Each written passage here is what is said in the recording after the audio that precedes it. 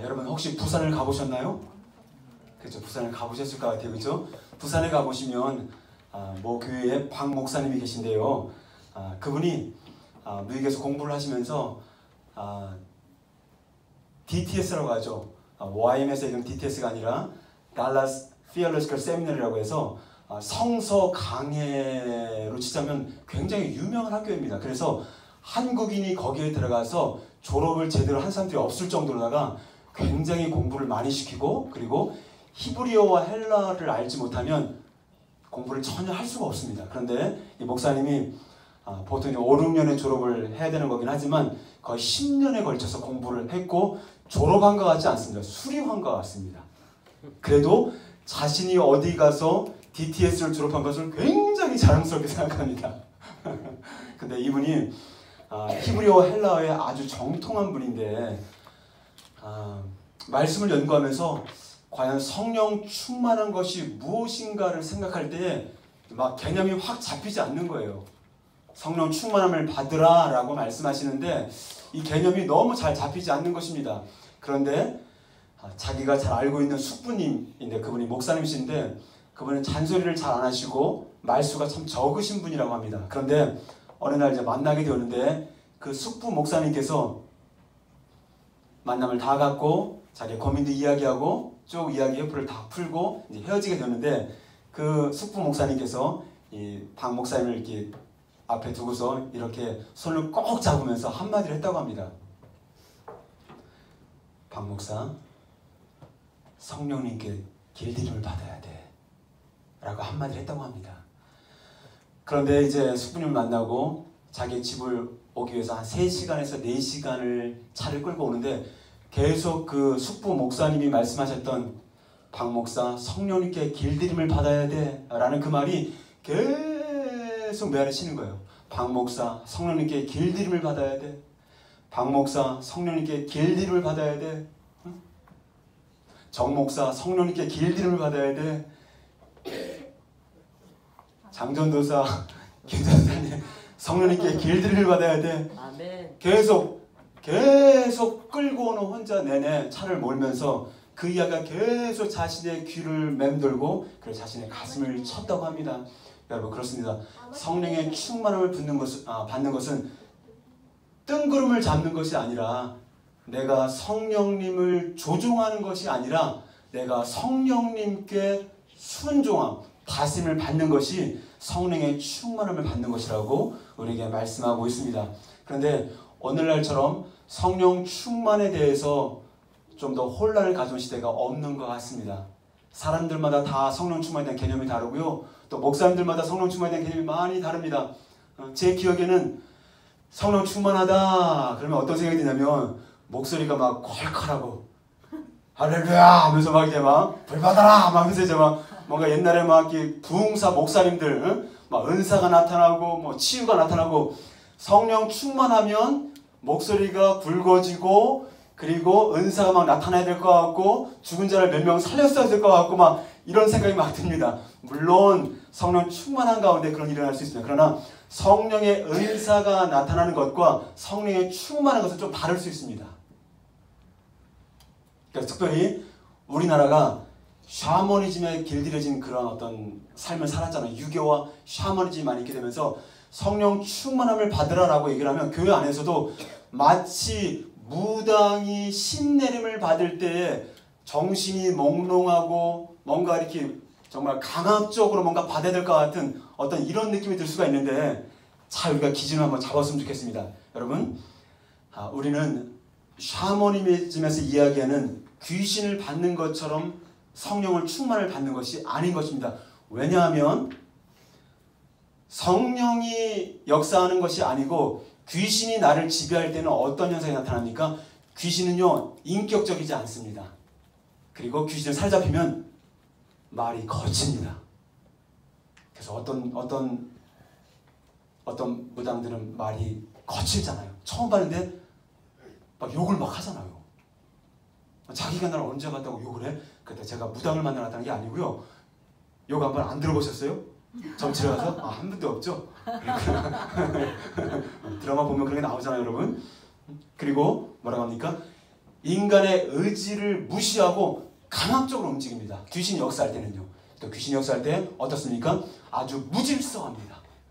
지금처럼 초현대를 살아가고 있는 우리들에도 불구하고 무당집을 가게 되면 어떻습니까? 초라하잖아요. 그렇죠? 뭔가 지저분하고. 그리고 귀신이 역사하게 되면 성적으로 물러납니다. 그리고 감정의 기복이 아주 심합니다. 막 소리를 지르면 막 엄청나게 소리를 질렀다가 막 하여튼 감정의 기복이 너무너무 심합니다. 그리고 정신이 몽롱해질 수 있습니다. 그러나 여러분, 성령이 충만히 임할 때는 어떤 역사가 일어납니까? 성령님은 인격이신 분이기 때문에 우리가 자주 까먹을 수 있지만 인격이신 성령님이 전 너무 좋습니다. 저는요, 주님께서 지금 당장 정 목사 아프리카 선교 가야 돼 이렇게 강압적으로 하면 좀 못 갈 것 같아요. 그런데 여러분, 참 신기합니다. 하나님은 우리의 의지를 초월하지 않으시고 우리의 마음을 충분히 설득하지 않으면 그 일을 행하지 않으신다는 거예요. 어떤 사람들은 은혜를 충만히 이렇게 받을 수 있는 기회가 있음에도 불구하고 내가 은혜 더 받으면 내가 더 헌신하게 될 것 같은 마음들 때문에 은혜 받기를 두려워하는 사람도 몇몇 봤어 제가. 여러분들 어떻습니까? 그러니까 인간의 의지를 무시하고 그리고 강압적으로 역사했지만 성령 하나님은 우리를 자발적으로 움직이게 하시고 성령 충만함의 역사는 어떤 역사입니까? 질서가 있습니다. 그리고 어떻게 합니까? 성령 충만할 때 담대함을 가질 수 있고요. 우리들의 생각과 마음이 더 뚜렷해지고 더 확실해집니다. 더 무엇을 해야 되고 무엇을 하지 말아야 될지가 딱딱딱 정리가 더 됩니다. 그것이 성령 충만할 때 그런 현상이 있는 것을 좀 보게 됩니다. 근데 오늘 본문 에베소 5장 18절을 같이 한번 읽겠습니다. 시작. 술 취하지 말라. 이는 방탕한 것이니 오직 성령으로 충만함을 가져라. 자, 사도 바울이 여러 가지 비교를 많이 할 수 있겠지만 술 취하는 것과 성령에 취하는 것들을 그 아주 비교를 잘 해주고 있습니다. 여러분, 나는 알코올을 한 번도 마셔본 적이 없다라는 분 두 손을 내려볼까요? 알코올을 한 번도 해본 적 없네요. 술에 취하게 되면 어떻게 합니까? 막 담대해져. 그리고 막 수줍었던 사람이 막 담대해지고 자기 멋대로 막 이렇게 행동을 하게 되고, 그쵸? 제 친구는 그렇게 수줍었던 애가 말 한마디 못했던 애가 술을 마시고 알코올의 농도가 올라가는 순간 어떻게 합니까? 누가 내 님 보고 미흡다고 말하느냐. 정말 옛날 노래죠. 정말 유행가를 불러가면서 아주 자신 있게 노래를 합니다. 노래 한마디 못했던 형제입니다. 그리고 또 어떻게 합니까? 술을 마시게 되면 어떻게 됩니까? 오늘 성경은 뭐라고 합니까? 그래, 우리가 얼마인지 술을 마실 수도 있다고 생각할 수 있습니다. 꼭 술을 먹지 말아야 되나요? 이렇게 꼭 질문하는 사람들이 있는데 잠언을 딱 보시게 되면 포도주는 붉은 것이니 너는 그것을 쳐다보지도 말지어다. 그리고 포도주와 혼합주를 찾으려는 자에게 재앙이 있을 것이다. 이렇게 말씀하잖아요. 그래서 정말 술을 먹고 싶다, 마시고 싶다 그러면 부모님 앞에서 한잔 할 수 있을 것 같아요. 그래서 술을 마시게 되면 정신이 몽롱하게 되고 결국은 술 취하지 말라. 이는 방탕한 것이니 우리를 방탕으로 이끌게 된다는데 그 방탕은 무절제한 생활 그리고 성적인 범죄를 가질 수 있는 확률이 있다는 거예요. 그래서 술이라는 것은 술과 범죄와 성적인 범죄와 방탕한 인생으로 이끈다는 거예요. 여러분들이 술을 먹고 싶으면 마실 수도 있습니다. 그러나 잘 기억하십시오. 술에 취하게 될 때, 술의 지배를 받게 될 때 나 인생이 방탕한 인생을 살게 되는 것을 여러분 꼭 기억하시기 바랍니다. 그런데 오늘 성령의 충만함을 받을 때 어떤 일이 벌어집니까? 분별력이 생기고요. 성령의 열매를 맺어갈 수 있음을 우리에게 이야기해주고 있습니다. 덴버 신학교의 정성호 교수님이 계신데요. 그분은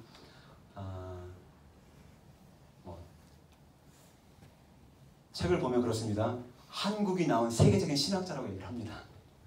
근데 그분이 정의를 해주고 있는 성령 충만은 무엇이냐? 성령 충만은 내주하시는 성령님에 의해 철저히 지배받고 통제받는 상태를 말해줍니다. 라고 했는데 성령의 충만을 받으라라는 시제를 보면 현재 명령형이라는 거예요, 여러분. 그래서 현재이면서 명령이라는 그 헬라의 시제는 계속을 말한다는 거예요, 여러분. 성령으로 거듭나고 성령으로 침례를 받는 것은 여러분 인생 가운데 딱 한 번 벌어질 수 있는 사건이 될 수 있지만 성령으로 충만을 받는 것은 매일 계속해서 반복해서 받아야 되는 것을 우리에게 말씀하고 있습니다. 또 한 가지 바로 뭐냐면 수동태로 되어 있는데 성령 충만의 주체가 여러분들이 아니라는 거예요. 성령 충만의 주체가 바로 성령 하나님이라는 거죠. 내가 주체가 된다면, 내가 성령 충만의 주체가 된다면 끊임없이 성령의 능력을 소유하고 그것을 통하여서 나의 야망과 야심을 이루고자 노력할 거라는 거예요, 여러분. 그러나 내가 성령의 충만을 받는 것은 내가 그분을 소유하는 것이 아니라 성령 하나님께서 나를 다스리게 하는 것을 말씀하고 있습니다. 따라서 New Living Translation 버전을 보시게 되면 Let the Holy Spirit control your life. 성령께서 여러분들의 삶을 주장하게 하라라고 우리에게 말씀하고 있습니다. 할렐루야. 그렇다면 성령께서 나를 충만하게 다스리는 삶이 어떻게 가능한지 에베소 5장 19절을 같이 한번 읽겠습니다. 시작. 시와 찬송과 신령한 노래들로 서로 화답하며 너희 마음으로 주께 노래하며 찬송하며. 그러면 질문을 좀 드리고 하는데요. 시와 찬미와 신령한 노래가 과연 무엇일까요? 시와 찬미와 신령한 노래들로 화답해, 이것도 있잖아요. 그러면 시와 찬미와 신령한 노래들로 서로 화답하며 너의 마음으로 주께 찬송하며 노래하며 라고 되어 있죠. 그렇죠? 이 뜻은요 여러 가지가 있을 수 있는데 시와 찬송과 신령한 노래가 다 다른 것들이 있을 수 있겠지만 하나님을 높이는 찬양은 다 다양할 수 있다는 거예요. 그리고 성령의 충만함을 누리는 결과로 말미암아 여러분들이 성령의 충만함을 누리면 시와 찬미와 신령한 노래들로 서로 화답하며 너의 마음으로 주께 노래하며 찬송할 것이다 라는 것도 맞는 표현일 수 있고요. 또 한 가지는 바로 뭐냐, 여러분들이 유일하게 성령의 충만함을 누릴 수 있는 길이 있다면 시와 찬미와 신령한 노래로 서로 화답하며 너의 마음으로 주께 노래하며 찬송하는 것이라는 것으로 해석을 가능하다는 거예요. 조금 이해가 되시나요? 그러니까 성령 충만의 결과가 이럴 수도 있고요. 또 성령 충만을 누리기 위해서 내가 여기 나와 있는 것처럼 찬양의 삶과 감사의 삶과 그리스도를 경외함으로 피차 복종하라 라는 그 서로 복종의 삶, 세 가지 삼박자가 이루어질 때 성령 충만의 삶을 살아갈 수가 있다는 거죠. 할렐루야. 아멘. 할렐루야. 아멘. 근데 한 가지 조건이 있습니다. 그래서 초대교회 시대 때 사람들이 모이잖아요. 그러면 시는 뭡니까? 시편이잖아요, 여러분. 오늘도 찬양할 때 시편을 인용해서 찬양을 만들었잖아요. 시편을 이용한 시의 찬양이 있고 그 다음에 찬송가, 초대 시대 때에 성도들이 불렀던 찬송이 있습니다. 말씀을 근거로 한 거고요. 그리고 마지막에 spiritual song, 영적인 송이 있는데 이것은 해석이 좀 분분합니다. 이것은 말씀을 통한 찬양이다라고 하는 사람도 있고 어떤 사람은 영으로 하는 찬양이다라고 하는 사람도 있고 해석은 좀 다양하게 할 수 있을 것 같습니다. 그러나 중요한 건 바로 무엇이냐, 시와 찬미와 신령한 노래가 바로 무엇이냐면 모두가 다 하나님을 찬양하고 인정하고 높이는 말들이라는 거죠. 그래서 여러분들 모일 때 초대교회 시대 때는 어떻게 합니까? 이런 찬양을 통해서 우리가 즐거이 하나님을 찬양하자, 하나님은 선하시다, 하나님은 위대하시다 라고 서로 선포할 때 그것이 서로가 시와 찬미와 신령한 노래들로 서로가 권면하는 거라는 거죠. 그리고 또 한 가지, 너희의 노래하며 찬송하며, 한 가지 하나님을 높이는 찬양의 조건이 있는데요. 여러분 혹시 미녀와 야수를 혹시 보셨나요? 미녀와 야수를 보시면 하리마 한 번 좀 볼 수 있을 것 같은데요. 이게 무슨 이야기입니까? 정말 젊고 잘생긴 왕이 마녀의 마법에 걸려서 결국 야수가 됩니다. 그렇죠? 근데 그 성에 어떤 상인이 오게 됩니다. 그렇죠? 그래서 결국은 장미꽃을 꺾게 됨으로 말미암아 어떻게 됩니까? 결국은 자기의 딸까지 데리고 오게 됩니다. 근데 어떻게 해야 마법이 풀리느냐? 이 마법이 풀리기 위해서는 정말 진실된 마음이 담긴 사랑의 고백 가운데 결혼을 하면 마법이 풀리는 거예요, 여러분. 그런데 이 야수는 그것을 이해하지 못하고 그 딸과 함께 자기랑 결혼해달라고, 자기가 결혼만 하면 마법이 풀릴 거라고 잘못 생각하고 있었어요, 여러분. 근데 결국에 이 딸이 마음의 문을 열지 않고 쭉 있다가 자기 언니들 결혼하는 거 보니까 자기 형부들이 얼굴이 다 잘생기지 않았어. 그래서 외모를 가지고 결혼 생활하는 것이 아니구나를 깨닫고 나서 어떻게 합니까? 그 야수의 외모를 보면서 결혼을 받아들이고, 그리고 마음을 활짝 열고 진짜 진실된 사랑으로 야수와 결혼을 하게 됩니다. 그리고 나서 그 진실된 사랑을 정말 받았던 그 야수는 결국은 정상적인 멋진 왕자로 마법이 풀려서 공주와 더불어서 행복하게 살았다는 이야기입니다. 할렐루야. 근데 한 번도 안 들어보신 이야기를 듣는 것 같아요. 여러분, 여러분들을 다스리는 성령 충만의 삶이 결국은 하나님을 높이는 정말 찬양으로 가능한 것인데, 여러분들의 영혼이 빠진, 여러분들의 마음이 빠져버린 그런 찬양이 아니라 너희의 마음으로 with all your heart sing to the Lord, 주님께 여러분들의 영혼을 담아서, 여러분들의 마음을 담아서 하나님을 찬양해 드릴 때 그때 성령 충만의 역사가 나타난다는 것입니다. 할렐루야.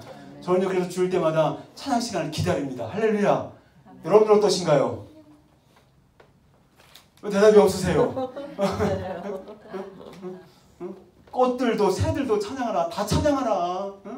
정말 정말 하나님 앞에서 정말 내가 찬양을 올려드리는 것이 얼마나 놀라운 일인가. 또 그 찬양을 통하여서 정말 하나님의 영광 받으신다는 거. 왜 찬양을 하나님이 기뻐하실까 생각해 봤을 때 뭡니까? 야, 정말 하나님도 칭찬에 참 약하시다는 생각이 드는 거예요. 찬양의 가사를 다 보세요. 하나님의 성품을 높이는 거예요.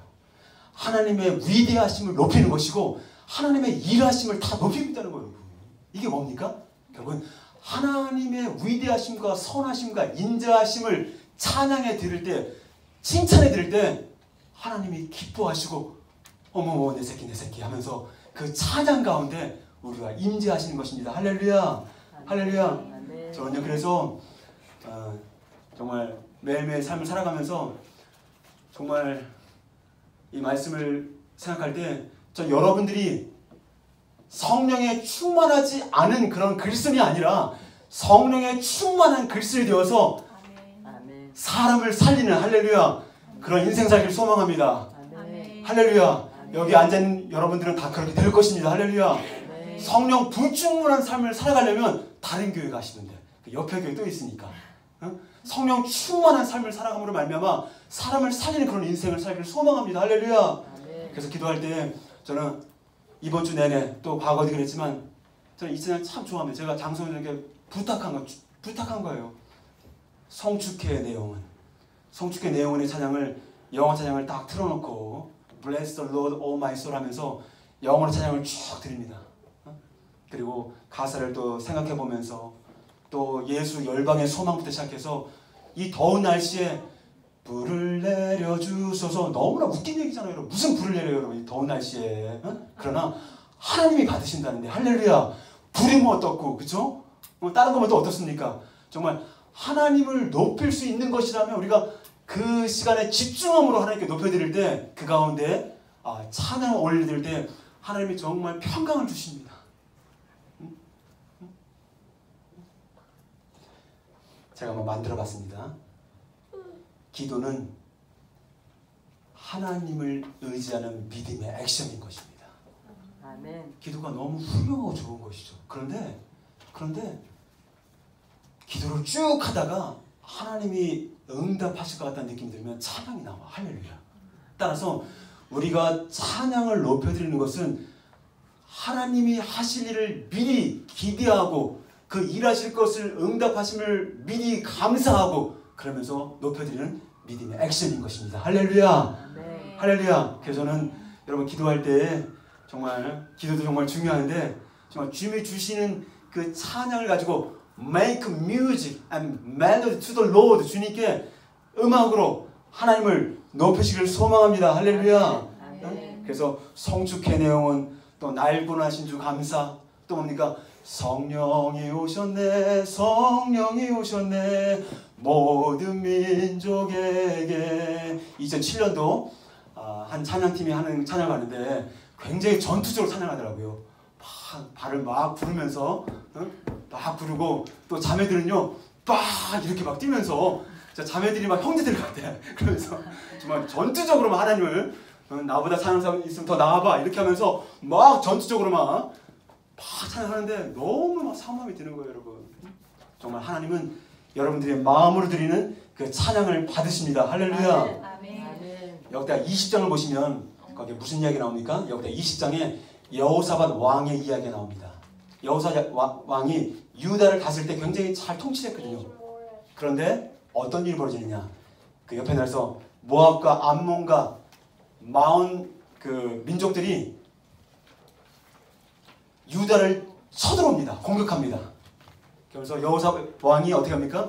그 공격하는 그 음식을 쭉 보면서 어린 아이들로부터 시작해서 어른들에 이르기까지 모두에게 음식을 먹지 말고 금식하십시오. 그리고 기도하십시오. 그렇게 선포합니다.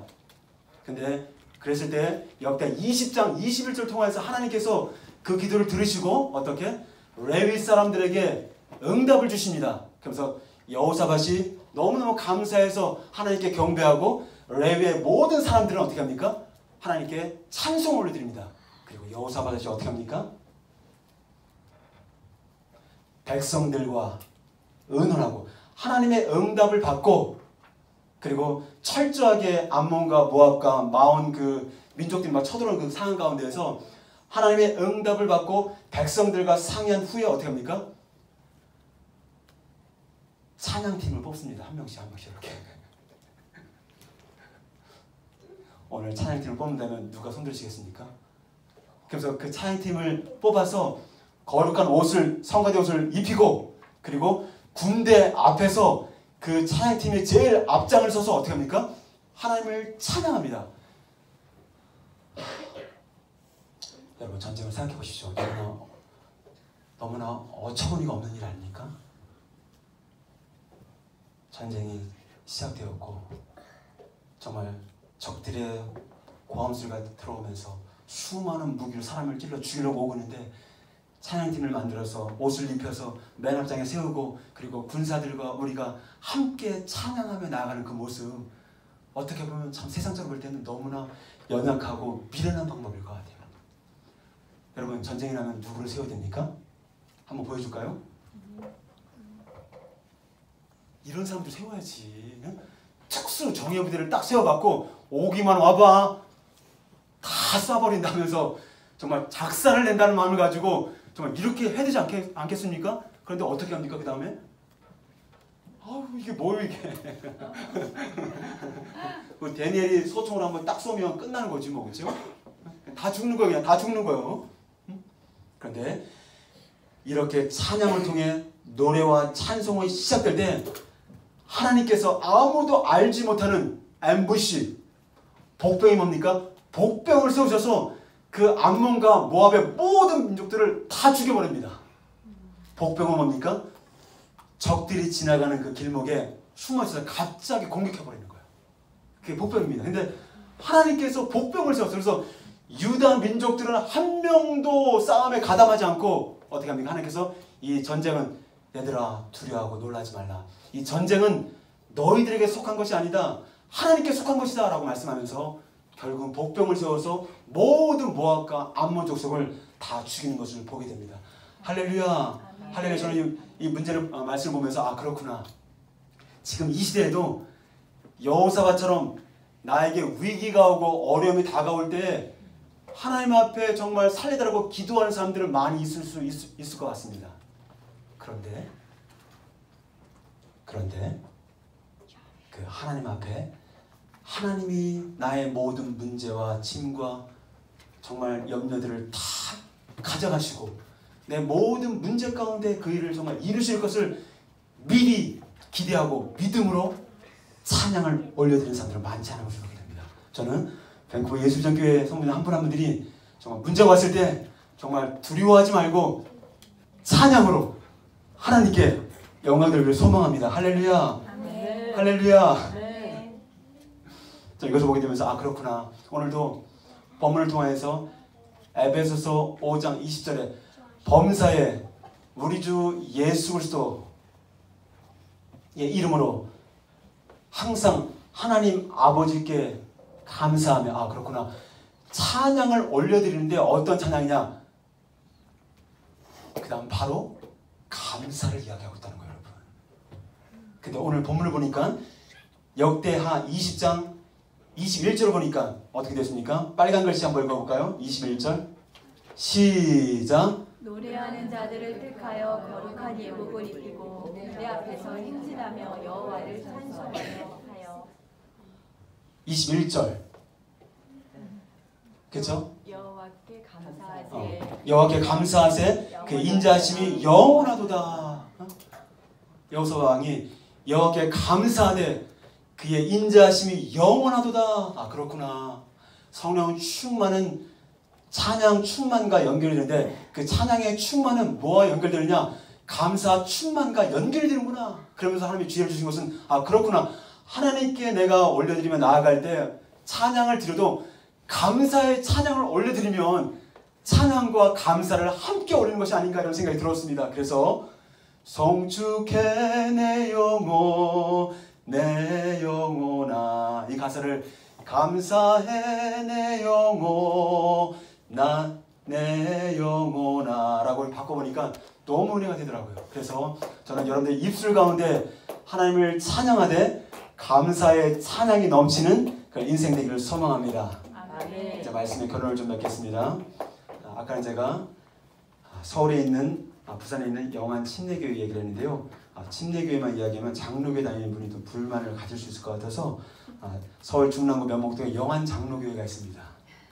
근데 이 교회에 혀에 종양이 있어서 큰 고통을 받고 있는 한 자매가 있었다고 합니다. 그래서 얼마 시간이 지나면 이 종양이 쭉 퍼졌기 때문에 이 종양을 제거하는 수술을 받아야 된다고 합니다. 여러분 수술을 받는다는 의미가 무엇일까요?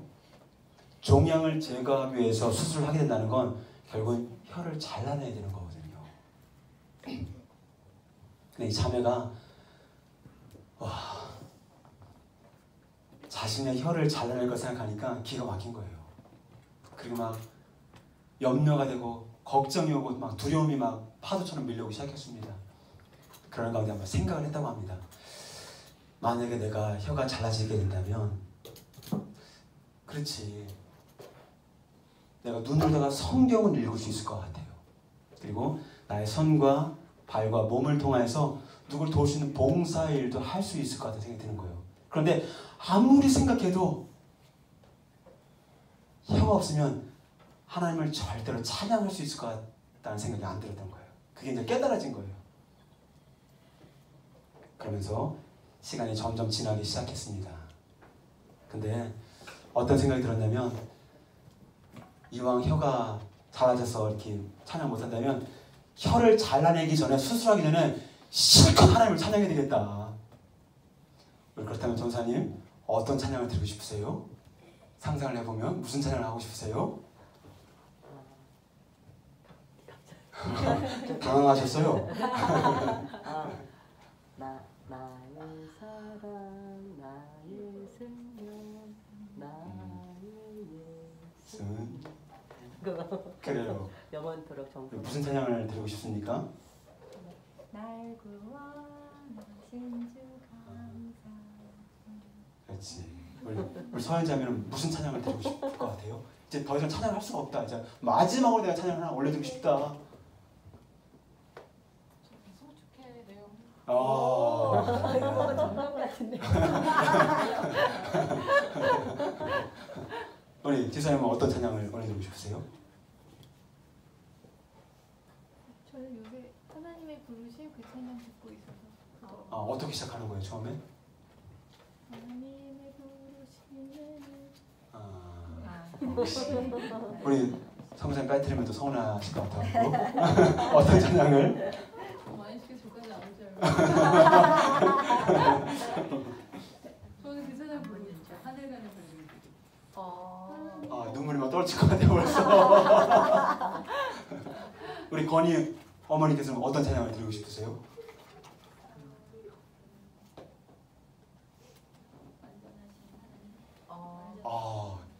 혀는 달라져도 하나님 완전하시다. 세상에 감당을 못할 것 같습니다. 그래요. 우리 서은 자매님? 그래요. Why not change the world? 무슨 찬양 듣고 싶을 것 같아요? 꽃들도. 그렇구나. 그래서 근데 막상 이 종양이만 퍼져져 있다 보니까 찬양할 때 너무 고통스러운 거예요. 그래서 막 억지로 찬양을 해야 되겠다는 마음을 먹고 하는데 막 찬양이 안 되는 거예요. 근데 나를 위해서 죽으신 그 십자가의 은혜를 탁 생각하니까 주님은 그렇게 나를 고통해서 죽으셨는데 그 십자가의 은혜를 생각하면서 이제 찬양을 막 이제 하려고요. 몸부림을 쳤다고 합니다. 그래서 이제 어떻게 합니까?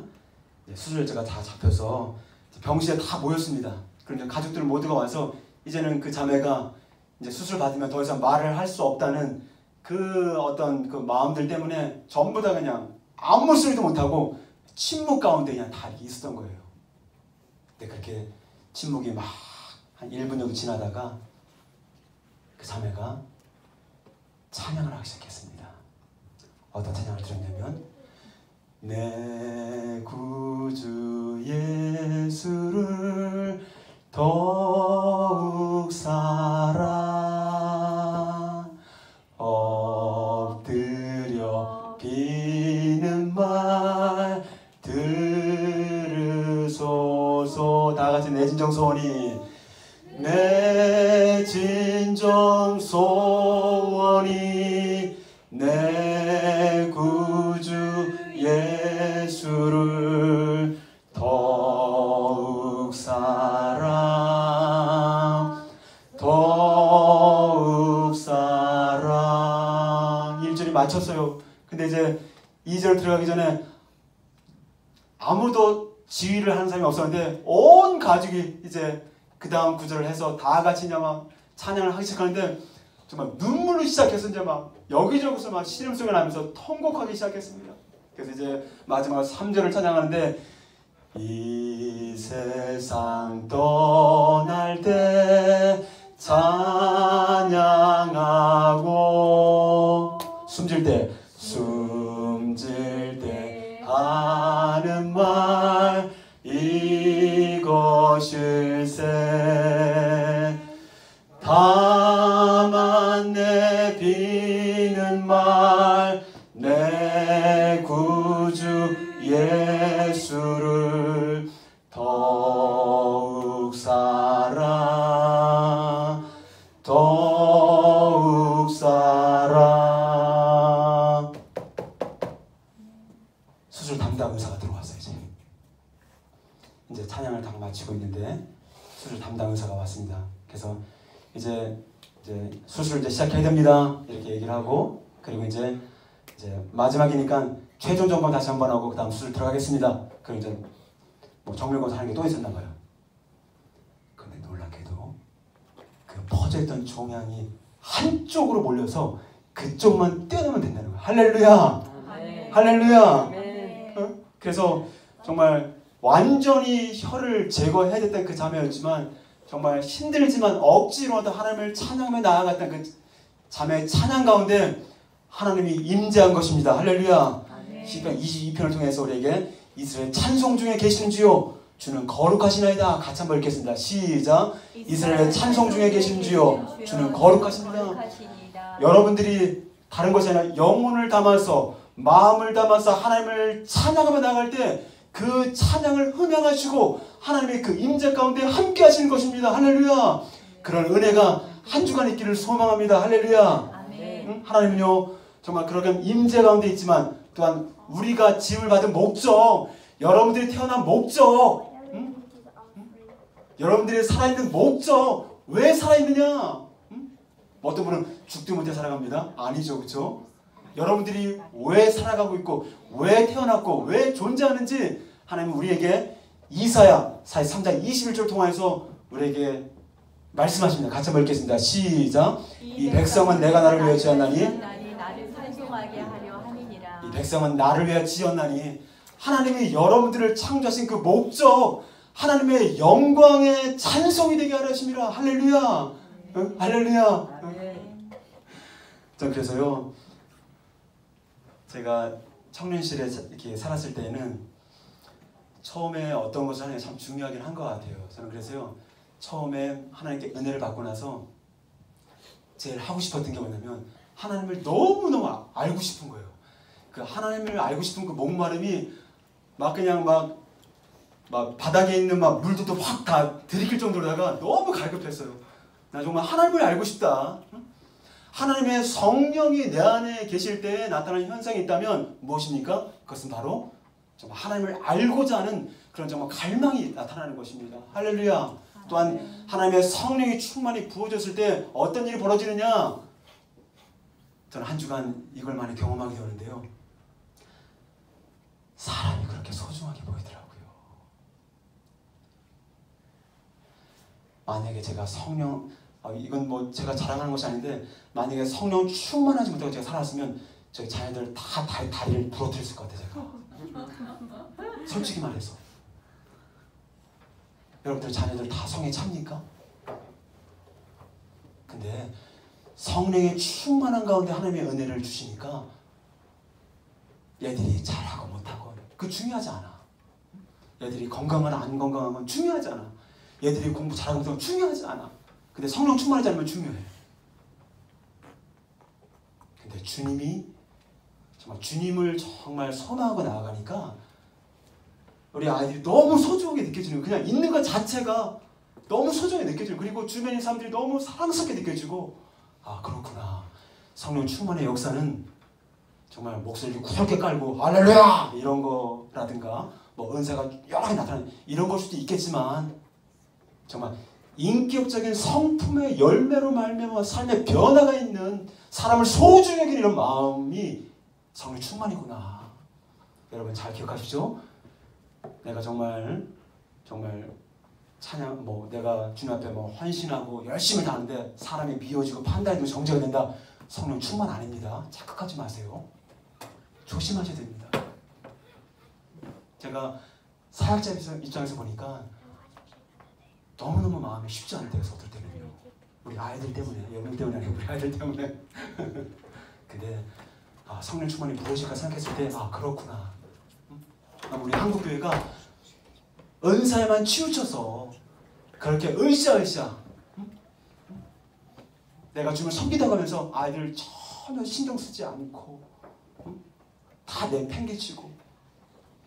오죽하면 제 친구 중에, 신학교 친구 중에 한 사람이 자기는 우리 엄마가 아침밥을 챙겨준 적이 없대. 왜냐하면 엄마가 기도한다고 밥을 안 차려줬다는 거야. 근데 그건 아니잖아요, 그죠? 돌아봐야 될 때가 있어 우리가. 그래서 정말 인격적인 성령의 열매가 나타나지 않은 성령 충만은 모두가 가짜다. 이렇게 결론을 내리게 됩니다. 그래서 저는 이제 한 주간 동안 성령 충만한 삶은 어떻게 이루어지는가? 그것은 바로 시와 찬미와 신령한 노래들로, 시와 찬미와 신령한 노래들로 서로 화답하며 너의 마음으로 주께 노래하며 찬송하며 범사에 우리 주 예수의 이름으로 항상 아버지 하나님께 감사하며 그리스도께 복종하, 그리스도를 경외하는 피차 복종하라. 그래서 오늘은 정말 감사 충만과 찬양 충만을 함께 나누는데요. 다음에도 기회가 된다면 그리스도 안에서 그리스도를 경외함으로 피차 복종하는 것이 얼마나 우리로 하여금 성령 충만하게 이르는 길인지 좀 나눴으면 좋겠습니다. 할렐루야. 아멘. 할렐루야. 아멘. 여러분들의 인생이 성령 충만한 가운데 정말 가까이 있는 동생들, 형과 누나들을 존중하고 사랑할 줄 아는 그런 정말 인격의 변화가 나타나는 그런 정말 아름답고 스윗한 열매가 맺어나갈 수 있는 그런 삶이 되기를 주님을 축복합니다. 다 같이 한번 일어나겠습니다.